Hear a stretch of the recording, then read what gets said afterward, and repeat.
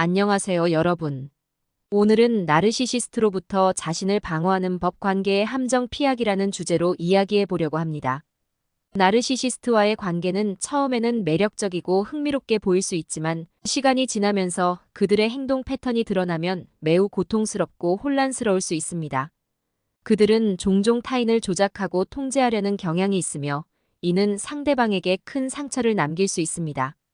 오늘은 나르시시스트로부터 자신을 보호하고 관계의 함정을 피하는 방법에 대해 구체적인 예시와 관련된 통계, 사례 연구를 포함해 자세히 알아보겠습니다. 먼저 나르시시스트의 특징을 이해하는 것이 중요합니다. 나르시시스트는 자신에 대한 과도한 관심과 칭찬을 원하며 타인의 비판에 대해 매우 민감하게 반응합니다. 그들은 자신의 이미지와 자존심을 보호하기 위해 끊임없이 노력하며 이를 위해 타인을 조작하거나 통제하려는 경향이 있습니다. 이러한 성향은 그들이 불안정한 자존감을 가지고 있다는 것을 반영합니다. 연구에 따르면 나르시시스트는 높은 자존감을 가지려고 노력하지만 내면적으로는 매우 불안정한 자아를 가지고 있습니다. 이로 인해 그들은 자주 타인의 인정과 칭찬을 필요로 하며 작은 비판에도 크게 동요하게 됩니다. 나르시시스트의 행동 패턴을 이해하고 이를 통해 자신을 보호하는 것이 중요합니다. 나르시시스트의 행동 패턴은 주로 세 가지 주요 단계로 나뉩니다. 이상화, 평가절하, 그리고 폐기 단계입니다.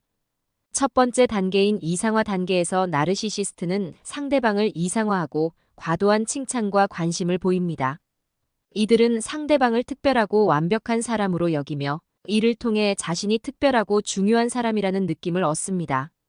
예를 들어 나르시시스트는 처음에는 상대방에게 끊임없는 사랑과 칭찬을 보내며 마치 그들이 완벽한 연인인 것처럼 행동합니다. 이로 인해 상대방은 자신이 특별하고 사랑받고 있다는 느낌을 받게 됩니다. 두 번째 단계인 평가절하 단계에서 나르시시스트는 갑자기 상대방에 대한 관심과 칭찬을 줄이고 대신 비판과 비난을 시작합니다. 이는 상대방을 통제하고 조작하기 위한 전략으로 상대방의 자존감을 낮추고 자신에게 의존하게 만들기 위함입니다. 예를 들어 나르시시스트는 갑자기 상대방의 외모나 성격에 대해 비판하며 그들이 더 이상 특별하지 않다는 느낌을 주게 됩니다. 이는 상대방에게 큰 혼란과 고통을 초래하며 그들은 자신이 무엇을 잘못했는지 고민하게 됩니다. 마지막 단계는 폐기 단계입니다. 이 단계에서 나르시시스트는 상대방을 완전히 버리고 새로운 대상을 찾기 시작합니다. 이들은 상대방이 더 이상 자신의 욕구를 충족시키지 못한다고 판단하고 새로운 사람을 이상화하기 위해 떠나갑니다. 예를 들어 나르시시스트는 갑자기 연락을 끊거나 상대방과의 관계를 끝내겠다고 선언하며 아무런 설명도 없이 떠나갑니다. 이는 상대방에게 깊은 상처와 배신감을 남기며 그들은 자신이 버려졌다는 느낌을 받게 됩니다. 사례 연구를 통해 구체적인 예시를 살펴보겠습니다. 제니퍼는 남자친구 마이클과의 관계에서 많은 어려움을 겪고 있었습니다. 마이클은 처음에는 제니퍼에게 매우 매력적이고 사랑스러운 모습을 보였지만 시간이 지남에 따라 그녀를 비판하고 통제하려는 행동을 보이기 시작했습니다. 제니퍼가 마이클의 행동에 대해 지적할 때마다 마이클은 즉시 방어적으로 반응하며 심지어 제니퍼를 비난했습니다. 이런 상황이 반복되면서 제니퍼는 점점 더 큰 스트레스를 받았고 자신의 가치에 대해 의심하게 되었습니다. 마이클의 행동은 제니퍼의 자존감을 크게 낮추었고 그녀는 점점 더 마이클에게 의존하게 되었습니다. 통계적으로도 나르시시스트와의 관계에서 많은 사람들이 비슷한 경험을 한다는 것을 알 수 있습니다. 미국의 한 연구에 따르면 나르시시스트와의 관계에서 벗어난 사람들 중 상당수가 우울증, 불안장애, PTSD와 같은 정신 건강 문제를 겪고 있다고 합니다. 이 연구는 나르시시스트와의 관계에서 받은 상처가 장기적으로도 지속될 수 있음을 시사합니다. 그렇다면 나르시시스트로부터 자신을 보호하기 위해 우리는 무엇을 해야 할까요? 첫 번째로 중요한 것은 나르시시스트의 행동 패턴을 인식하고 이에 휘둘리지 않는 것입니다. 나르시시스트는 종종 상대방을 조작하고 통제하려 하며 이를 통해 자신의 욕구를 충족시키려 합니다. 따라서 그들의 행동을 인식하고 이에 감정적으로 반응하지 않는 것이 중요합니다. 예를 들어 그들이 비판적이거나 공격적인 태도를 보일 때 이에 감정적으로 반응하기보다는 차분하게 자신의 입장을 설명하고 필요하다면 대화를 중단하는 것이 좋습니다. 이는 그들이 당신의 감정을 조작하려는 시도를 막는 데 도움이 됩니다. 두 번째로 중요한 것은 명확한 경계를 설정하는 것입니다. 나르시시스트는 종종 타인의 경계를 무시하고 자신의 욕구를 충족시키기 위해 타인을 조작하려는 경향이 있습니다. 따라서 그들과의 관계에서 명확한 경계를 설정하고 이를 지키는 것이 중요합니다. 예를 들어 그들이 당신의 개인적인 공간이나 시간을 침범하려 할 때 단호하게 거절하고 자신의 경계를 지키는 것이 필요합니다. 이는 그들이 당신을 조작하거나 통제하지 못하게 하는데 중요한 역할을 합니다. 세 번째로 중요한 것은 자신의 감정을 인정하고 받아들이는 것입니다. 나르시시스트와의 관계에서 겪은 고통과 상처를 부정하거나 억누르지 말고 이를 인정하고 표현하는 것이 중요합니다. 예를 들어 일기를 쓰거나 신뢰할 수 있는 친구와 대화하는 것이 도움이 될 수 있습니다. 이렇게 자신의 감정을 표현하면 그 감정을 보다 명확하게 이해하고 치유할 수 있는 첫걸음을 내디딜 수 있습니다.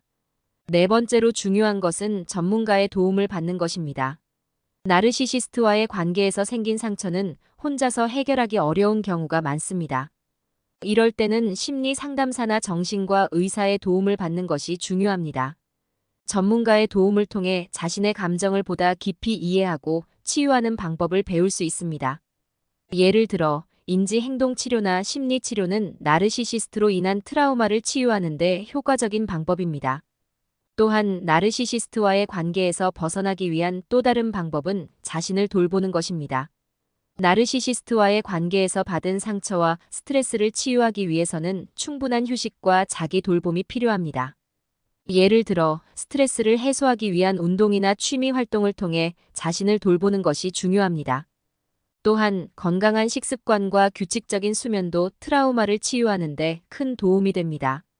마지막으로 나르시시스트와의 관계에서 얻은 교훈을 바탕으로 자신을 성장시키는 것도 중요합니다.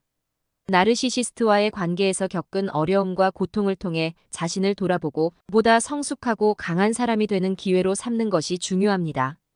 예를 들어 자신을 더 잘 이해하고 자신의 감정과 욕구를 명확하게 표현하는 방법을 배우는 것이 도움이 될 수 있습니다. 또한 나르시시스트와의 관계에서 얻은 교훈을 바탕으로 앞으로의 관계에서 더 건강한 소통과 경계를 설정하는 것이 중요합니다. 이제 우리는 나르시시스트로부터 자신을 보호하기 위한 구체적인 방법들을 더 자세히 알아보겠습니다. 먼저 나르시시스트의 행동 패턴을 주의 깊게 관찰하는 것이 중요합니다. 그들의 초기 행동과 변화 패턴을 주의 깊게 살펴보면 그들이 언제 평가절하 단계로 넘어가는지, 언제 폐기 단계로 넘어가는지를 예측할 수 있습니다. 이러한 행동 패턴을 인식하고 예측함으로써 그들의 조작과 통제에 대비할 수 있습니다. 또한 자신의 감정과 직감을 믿는 것이 중요합니다. 나르시시스트는 타인의 감정을 조작하려는 경향이 있기 때문에 그들과의 관계에서 불편함이나 이상한 느낌을 받는다면 이를 무시하지 말고 신중하게 생각해야 합니다. 예를 들어 그들이 당신을 비판하거나 통제하려는 행동을 보일 때 이를 단순한 오해나 실수로 치부하지 말고 그들의 의도를 의심해 볼 필요가 있습니다. 명확한 경계를 설정하는 것도 매우 중요합니다. 나르시시스트는 타인의 경계를 무시하고 자신의 욕구를 충족시키기 위해 타인을 조작하려는 경향이 있습니다. 따라서 그들과의 관계에서 명확한 경계를 설정하고 이를 지키는 것이 중요합니다.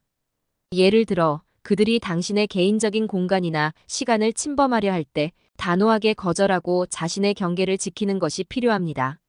이는 그들이 당신을 조작하거나 통제하지 못하게 하는데 중요한 역할을 합니다. 자신의 감정을 인정하고 받아들이는 것도 중요합니다. 나르시시스트와의 관계에서 겪은 고통과 상처를 부정하거나 억누르지 말고 이를 인정하고 표현하는 것이 중요합니다. 예를 들어 일기를 쓰거나 신뢰할 수 있는 친구와 대화하는 것이 도움이 될 수 있습니다. 이렇게 자신의 감정을 표현하면 그 감정을 보다 명확하게 이해하고 치유할 수 있는 첫걸음을 내디딜 수 있습니다. 다른 사람들의 조언을 듣는 것도 중요합니다. 나르시시스트는 종종 타인을 고립시키고 자신의 통제하에 두려고 합니다. 따라서 주변 사람들의 의견과 조언을 듣는 것이 중요합니다. 예를 들어 친구나 가족이 나르시시스트의 행동에 대해 경고하거나 걱정하는 경우 이를 진지하게 받아들이고 신중하게 생각해야 합니다. 마지막으로 자신의 자존감을 높이는 것이 중요합니다. 나르시시스트는 타인의 자존감을 낮추고 자신에게 의존하게 만들려고 합니다. 따라서 자신의 가치를 인식하고 자존감을 높이는 것이 중요합니다. 예를 들어 자신을 돌보고 자신의 성취를 인정하며 긍정적인 자기 대화를 하는 것이 도움이 될 수 있습니다. 통계적으로도 많은 사람들이 나르시시스트로부터 자신을 보호하기 위해 이러한 방법들을 사용하고 있습니다. 미국의 한 연구에 따르면 감정적 학대에서 회복하는 데 필요한 가장 중요한 요소는 자기 돌봄과 정서적인 지지라고 합니다. 이 연구는 또한 전문가의 도움을 받는 것이 회복 과정에서 매우 중요하다는 것을 시사합니다. 결론적으로 나르시시스트로부터 자신을 보호하기 위해서는 그들의 행동 패턴을 주의 깊게 관찰하고 자신의 감정과 직감을 믿으며 명확한 경계를 설정하고 자신의 감정을 인정하고 받아들이는 것이 중요합니다. 또한 다른 사람들의 조언을 듣고 자신의 자존감을 높이는 것도 필요합니다. 이러한 방법들은 나르시시스트로 인해 생길 수 있는 상처를 예방하고 보다 건강한 삶을 사는 데 큰 도움이 될 것입니다. 오늘의 이야기가 여러분에게 도움이 되길 바라며 여기서 마치도록 하겠습니다. 감사합니다.